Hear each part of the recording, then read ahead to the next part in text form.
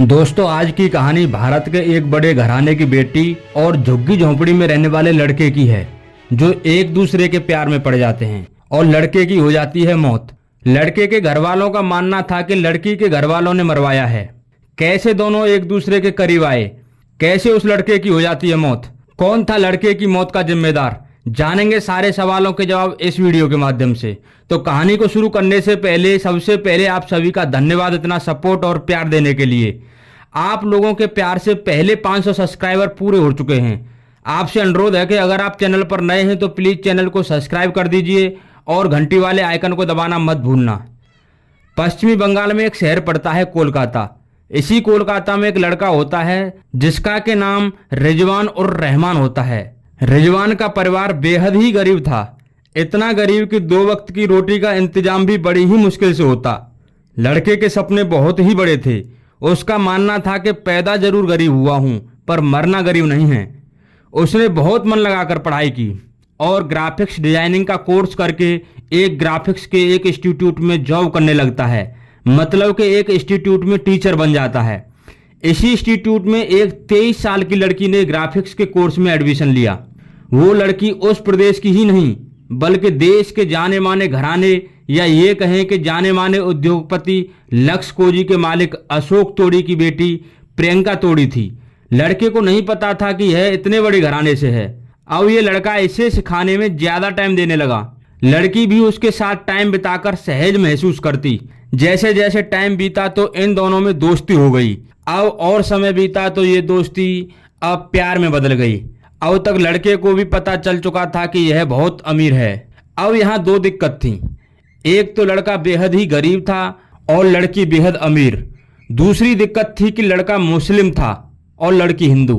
तो दोनों ने सोचा कि घर वाले तो शादी को मंजूरी देंगे नहीं और हम एक दूसरे से अलग रह नहीं सकते, तो क्यों न कोर्ट मैरिज कर ली जाए। फिर दोनों मिलकर 18 अगस्त 2007 को स्पेशल मैरिज कोर्ट एक्ट में जाकर शादी को रजिस्टर करा लेते हैं, मतलब कि कोर्ट मैरिज कर लेते हैं। फिर दोनों अपने डेली रूटीन के हिसाब से अपने अपने काम में लग गए। लड़की अपने घर से पढ़ने आती और लड़का अपने घर से पढ़ाने जाता। मतलब शादी तो कर ली थी पर बताया किसी को भी नहीं था।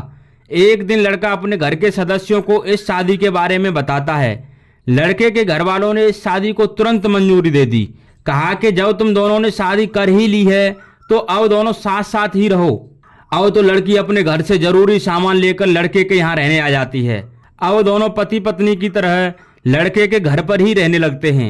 दूसरी तरफ जब लड़की के घर वालों को इस बात का पता चलता है तो वो लड़की को बहुत समझाते हैं कि जो हुआ सो हुआ, अब घर चलो, ये जगह तुम्हारे रहने के लायक नहीं है। मतलब कि जिस जिस तरीके से समझा सकते थे वो सब कर लिया, पर लड़की साथ जाने को तैयार ही नहीं हुई।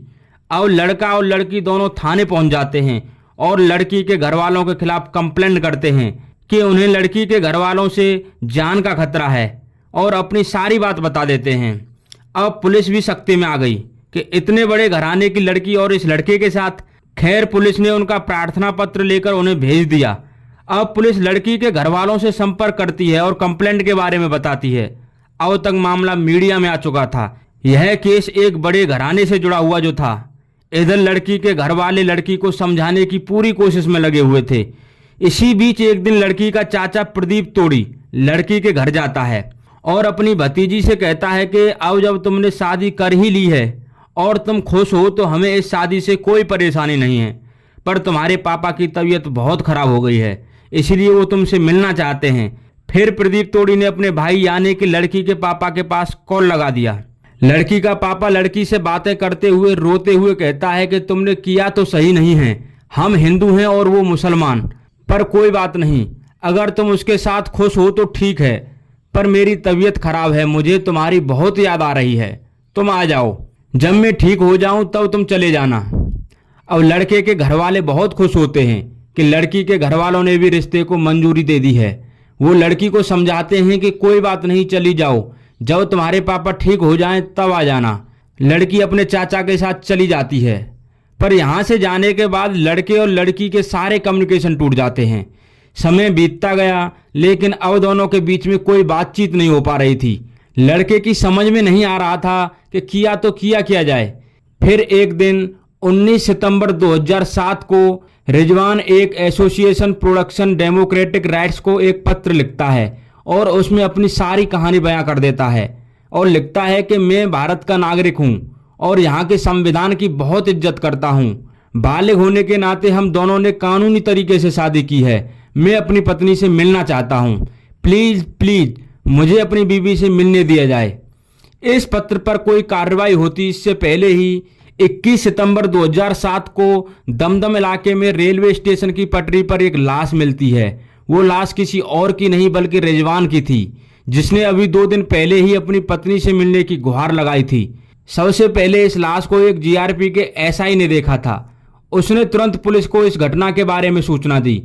पुलिस शव को मोर्चरी पर ले जाती है। वहां पुलिस कहती है कि इस लड़के ने ट्रेन के आगे कूदकर अपनी जान दे दी।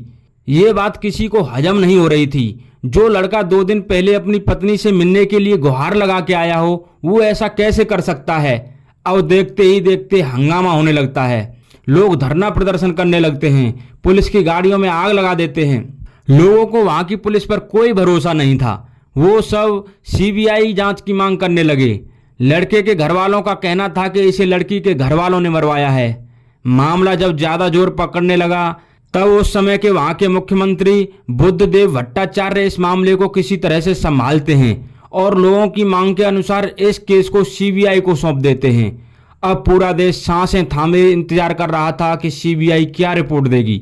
सीबीआई की रिपोर्ट आई और उन्होंने भी अपनी रिपोर्ट में वही दिखाया जो वहां की पुलिस कह रही थी कि रिजवान ने ट्रेन के आगे कूदकर खुदकुशी की है।